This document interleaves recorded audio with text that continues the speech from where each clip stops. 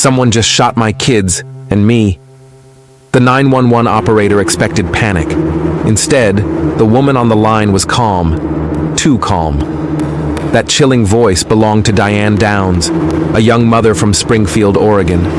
Her story would become one of the darkest cases in American true crime, because as investigators replayed that call, they realized it wasn't a plea for help. It was the first clue to a horrifying secret. This is the 911 call that still haunts investigators decades later.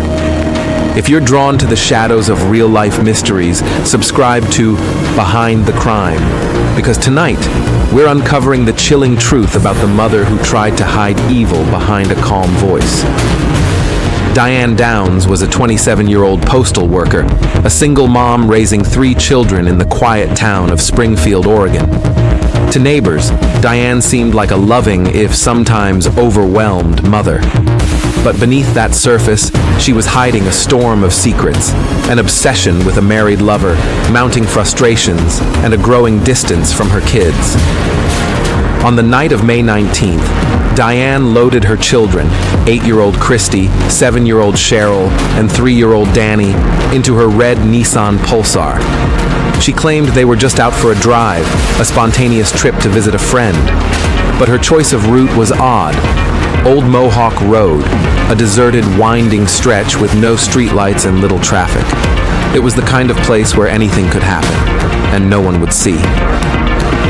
At 10:48 p.m., Diane bursts into the emergency room at Mackenzie Willamette Hospital. Her left arm is bleeding. Her children are covered in blood, one already lifeless, the others fighting for their lives. Hospital staff immediately call 911, and Diane begins to recount her version of events. She tells the dispatcher, and later police, "A man flagged me down on Old Mohawk Road. He wanted my car. When I refused, he shot me and my kids." Her voice is steady, too steady. She describes the shooter as a stranger, bushy hair, denim jacket, wild eyes. But as investigators listen and re-listen to her words, something feels off. There's no panic, no tears, no desperate pleas for help. Just cold, clinical details, almost as if she's reading from a script. Police rush to Old Mohawk Road. They find no evidence of a stranger, no footprints, no shell casings, nothing but tire tracks, Diane's own. Her story begins to unravel. Detectives Doug Welch and Roy Hager are immediately suspicious. Diane's calm demeanor, her lack of concern for her children, and her obsession with calling her boyfriend instead of staying by her kids' bedsides all raise red flags. Hospital staff recall Diane asking for a mirror to check her hair while her daughter lay dying. The autopsy reveals chilling details. Cheryl, the middle child, was shot twice in the chest at close range and died before reaching the hospital. Christy suffered a stroke from blood loss but survived. Danny was paralyzed from the waist down. The wounds on Diane's arm are superficial, consistent with a self-inflicted injury. As Christy recovers, speech therapists work patiently to help her regain her voice. For weeks, she is too traumatized to speak, but when she does, her words change everything. "My mom shot us." 4 words that destroy Diane's carefully crafted story. Investigators realize the 911 call was never about saving her children. It was about saving herself. Diane's diary reveals an obsession with a married man named Robert Knickerbocker. He made it clear he didn't want children. Diane's solution? Remove the obstacles, her own kids. She stages the shooting, hoping to win Robert's affection. But her plan backfires spectacularly. The trial becomes a national sensation. Prosecutors play the 911 tape, dissect Diane's every word, and show the world a mother without remorse. The media dubs her the Ice Queen.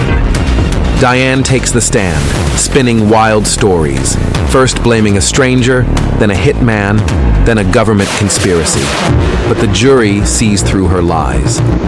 On June 17, 1984, Diane Downs is convicted of murder, attempted murder, and assault. She is sentenced to life in prison plus 50 years. To this day, investigators say Diane's 911 call still haunts them. Not because of what she said, but because of what she didn't. No grief, no panic, no humanity. The children's lives are forever changed. Christy and Danny are adopted by the lead prosecutor, Fred Hughey, and his wife, a glimmer of hope in the darkness. Diane escapes prison in 1987, sparking a nationwide manhunt, but is quickly recaptured. She remains behind bars, still proclaiming her innocence. The 911 call is now studied in police academies as a lesson in deception, manipulation, and the chilling reality that evil can hide behind the most familiar faces. The story of Diane Downs is a reminder that the scariest monsters aren't always strangers lurking in the dark. Sometimes they're the ones we trust most. The 911 call that night wasn't a cry for help. It was a mask, hiding the truth in plain sight. If this story sent chills down your spine, subscribe to Behind the Crime. Every case we cover pulls back the curtain on the secrets people keep, and the darkness that sometimes lives right next door. Like, comment your theories, and join our community of truth seekers. Because while justice was served in this case, the echoes of that 911 call still haunt everyone who hears it.